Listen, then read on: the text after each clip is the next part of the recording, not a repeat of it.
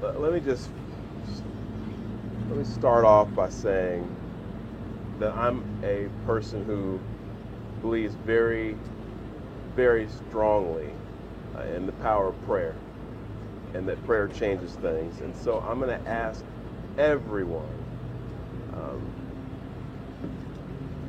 please join me in praying for the families of the folks who lost their lives today. Pray for the speedy recovery for those who are hurt and were injured in what happened today.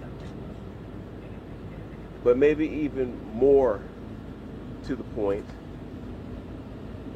we're a country and a city that needs prayer.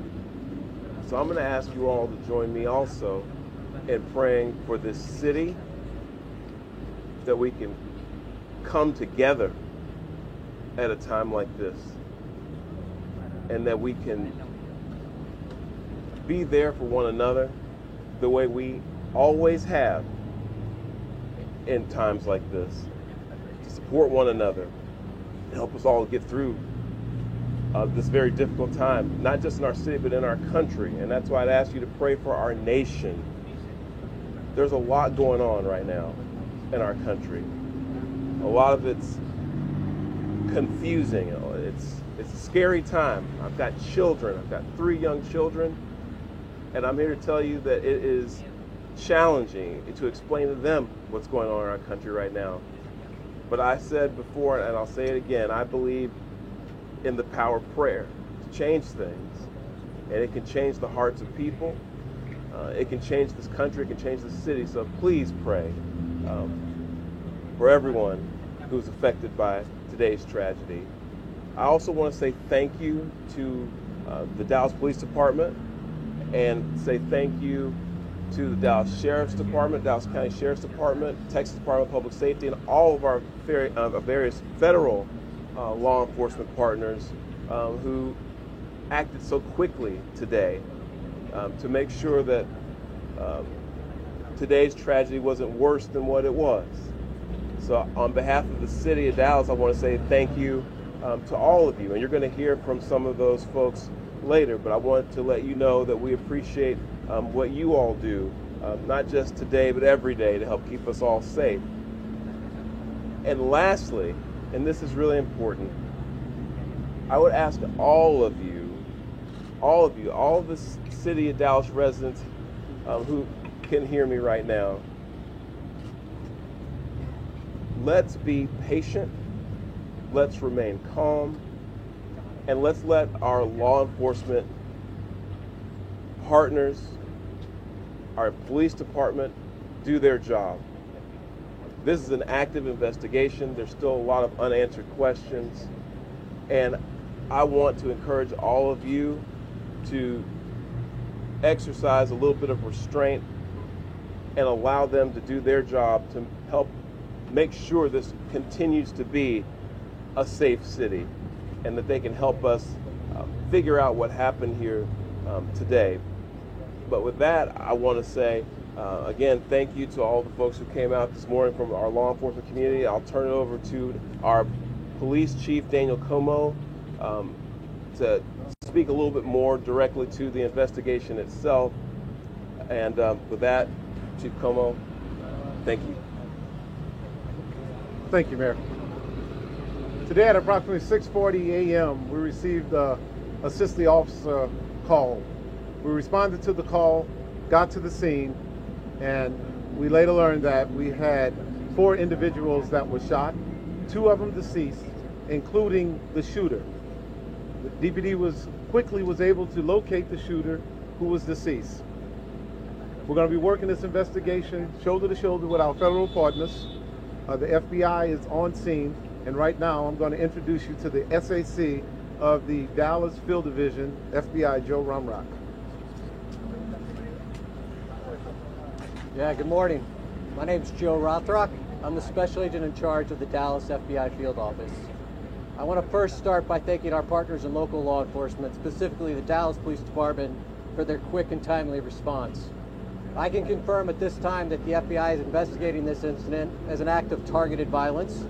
It is unfortunately just the most recent example we've seen of targeted violence, to include here in North Texas, where back on July 4th, we saw a coordinated attack carried out against an immigration detention center in Alvarado, Texas. What I can also share with you is that early evidence that we've seen from rounds that were found near the suspected shooter contain messages that are anti-ICE in nature. Again, this is just the most recent example of this type of attack. This will be a whole of government response. There will be no resource not utilized to bring all those individuals who are responsible to bring them to justice and to hold them accountable. While we're not releasing identities of any victims at this time, what I can confirm for you is no members of law enforcement were hurt during this attack. If any member of the public has information that would help the FBI's investigation, I would ask that you please report that to 1-800-CALL-FBI.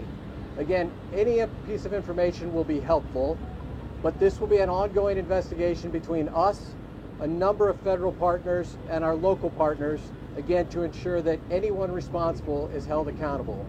With that, I will turn it over to my counterpart from the ICE Enforcement and Removal Office.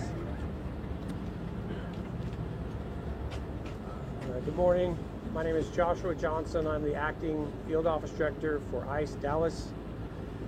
I'll be brief with my comments, but I do want to start off by saying thank you to the Dallas Police Department, Dallas FBI, HSI, CBP, ETF, and virtually every law enforcement officer in North Texas for your support. This is the second time I've had to stand in front of you and talk about a shooter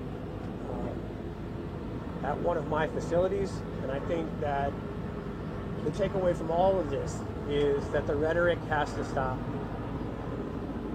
There are people out there who are seeing what is being placed online, and they're coming and they're doing acts of violence against ICE employees. So that's kind of all I have for today, is that it's just got to stop. It's dangerous, and people are losing their lives. Thank you. Thank you all so much for coming. We really appreciate it. Again, thank you all so much. As it was said here today, if you do have any information, reach out to 1-800-CALL-FBI. Thank you. Thank you.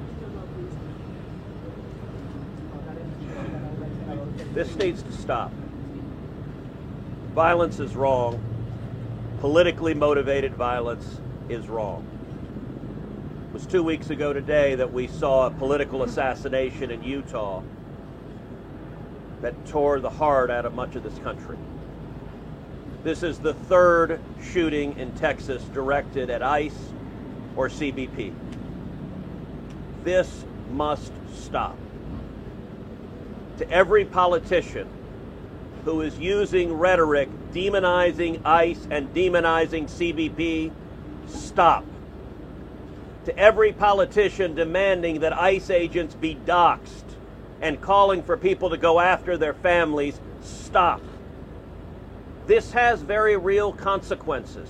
Look, in America, we disagree, that's fine, that's the democratic process. But your political opponents are not Nazis. We need to learn to work together without demonizing each other, without attacking each other. And I want to say thank you. I want to say thank you to the brave men and women of law enforcement. I want to say thank you to the brave men and women of ICE and CBP and everyone who puts their lives on the line to keep us safe. The divisive rhetoric tragically has real consequences. I hope that every one of us will pray, number one, for the safety of law enforcement that are risking their lives to keep us safe. Number two, for the health of those who were shot and injured today. We still don't know the full details of who was injured, but for the families also of the victims of this shooting. Violence has no place. It is wrong.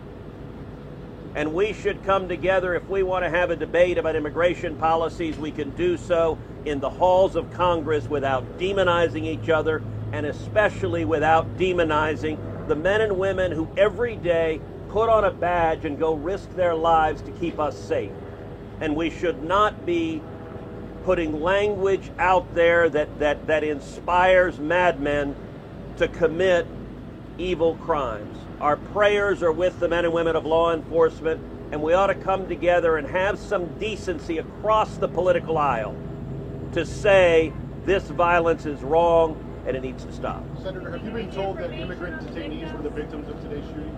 My understanding is the details of who the victims are still being ascertained, so I don't want to go ahead of law enforcement releasing these details. What they have said is that no law enforcement was injured, and so that's a natural inference, but I don't know the details. Special Agent, can you talk a little bit about some of the evidence you mentioned earlier, just for clarity? I think there could be a lot of questions. Our understanding is that some of the shell casings had specific writing that was relevant to the motive. Give us more information. So I'm not going to go into any more details at this time. We will come back to you when we have more details to share. Again, our goal here will be transparency as those details become available, but we are still in the early stages of an investigation. Information is still coming in. When we have more details, we will come back to this group.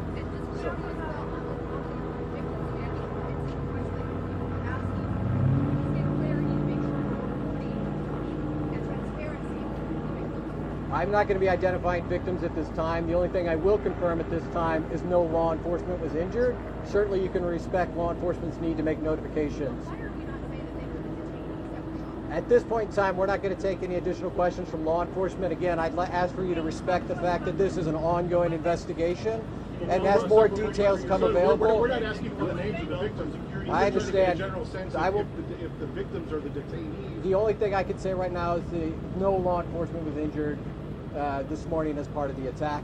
I won't be taking any more questions, neither will law enforcement this time. We'll come back to you later today or in the coming days when we have additional information. Thank you for your time. Thank you all.